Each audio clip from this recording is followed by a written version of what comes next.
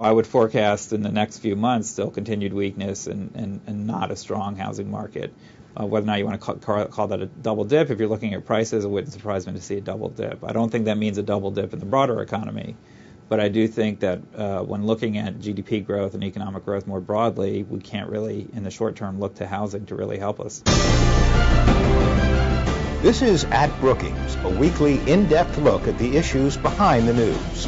This week, more troubles in the housing market. As the nation struggles to recover from a deep recession, the housing market continues to falter, despite record low mortgage rates. Ted Gayer, Senior Fellow and Co-Director of the Economic Studies Program at Brookings, examines the state of the housing market and what it means to the overall U.S. economy. Can you explain the importance of the housing market to the overall economy? Housing and residential investment more broadly probably makes up a few percentage points of our economy. But it's even more important than that. Typically, coming out of a recession, housing and the housing sector leads us out of a recession. Rates are low, people are looking to jump into the housing market, confidence builds, that leads to more construction jobs, hence more consumer spending and money in the economy and GDP growth. So traditionally, housing is a good indicator of where we're heading, especially coming out of a recession. The past few weeks, there's been some bad news. Can you tell us what's going on now in the housing market? After the collapse of the housing bubble, we saw an enormous amount of government intervention. So we saw on the demand side, we had the Federal Reserve had a lot of activity keeping rates down through purchasing mortgage-backed securities. We had the federal government, we had a tax credit, which was also trying to promote demand for purchases. And on the supply side, we had lots of government programs that were trying to prevent foreclosures and keep the supply of homes on the market down. I think where we are right now is those programs have either expired or they've largely played out. And, one of the goals of those programs arguably was to kind of buy time until the market could be self-sustaining. I think the troubling economic data of the last few months is suggesting now that those programs are waning, the market is not indeed self-sustaining. Which areas of the country have been hardest hit by this housing crisis, and which ones are beginning to rebound? There's kind of the 5 states everyone really talks about that were the hardest hit. Nevada, by far, was the worst. Arizona, Florida, Michigan, and California. And if you look at those states, it's not a very surprising statistic, but if you were to, that ranking is essentially most worst to least worst of those 5.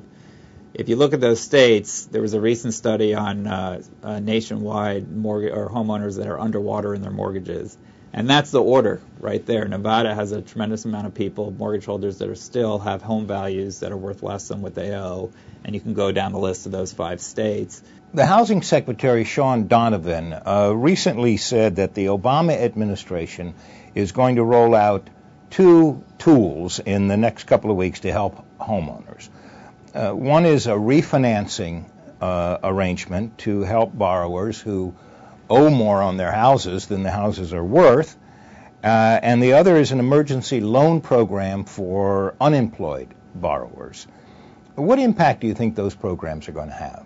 We've had a string of such programs, something called the HAMP and the HAFA program. There's all sorts of acronyms out there for the various programs we've had. And I think it's important to realize when you have the price declines that we've seen, compounded with the unemployment rates that are exceptionally high, there's really only so much you can do to prevent foreclosures, and your scope to do so is limited. The latest programs, therefore, I wouldn't have hugely high hopes, just given the scope of the problem.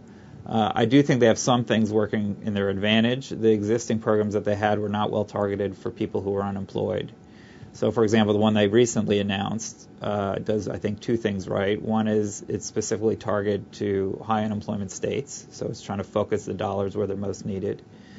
And 2 is it's essentially a bridge loan for people who are unemployed, an interest-free bridge loan for 2 years. You mentioned the $8,000 tax credit. The Housing Secretary won't say whether the administration is going to reinstitute that for first-time home buyers. It's expired now, but he also wouldn't say they won't renew it. Can you explain how that credit worked and what effect it had and what has happened since it expired? There were various stages of the tax credit. Early on, it was a tax credit for first-time home buyers that they'd have to pay back later. Then it became a tax credit for first-time home buyers that didn't have to get paid back, and then it got expanded again into repeat home buyers. And now essentially we're paying back what we got before, and we don't have any demand out there. And I think we bought some time, but I don't know that did us any good. So do you think the administration will reinstate the first-time home buyer? Do you think they should? I was against the last reinstatement, or expansion of it. So I would. My view is that they shouldn't do it again. Now I understand the temptation, especially when you're looking at a weak market. But the lesson I got from this is we gave into that temptation last time and spent some money, a considerable amount of money, and now we're left with still weak fundamentals. So it doesn't really buy you anything in the end, and kind of delaying the inevitable correction doesn't really help the broader economy. Thank you very much, Ted. Thank you. My pleasure. And thank you for watching. I'm Ron Nesson. We'll be back next week with At Brookings. At Brookings is produced by the Brookings Institution. To learn more about the issues discussed on At Brookings, visit our website at brookings.edu.